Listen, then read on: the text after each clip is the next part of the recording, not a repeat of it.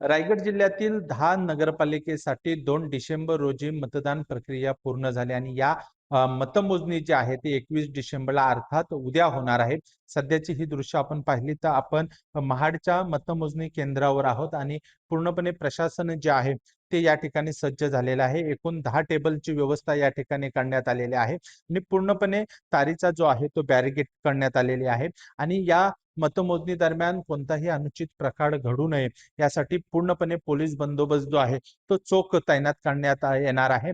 एकंदरीत पाहायला गेलो तर 10 नगरपालिके निवडणुकीसाठी जे आहेत ते 209 नगरसेवकांची जागा आहेत आणि त्यामध्ये 575 जे आहेत ते उमेदवार आपला भवितव्य आजमावत आहेत. तर 10 नगराध्यक्ष जागेसाठी 30 उमेदवार जे आहेत ते रिंगणात आहेत आणि याचा फैसला जो आहे तो उद्या होणार आहे. एकंदरीत रायगड जिल्ह्यात राष्ट्रवादी विरुद्ध शिवसेना असा संघर्ष जो आहे तो निवडणुकीमध्ये पाहायला मिळाला आणि त्यामुळे सुनील तटकरे आणि भरत गोगावले यांची प्रतिष्ठा जी आहे ती या निवडणुकीच्या दरम्यान पणाला लागलेली आहे. रायगड जिल्ह्यामध्ये वर्चस्व कोणाचं याचा फैसला जो आहे तो उद्या होणार आहे.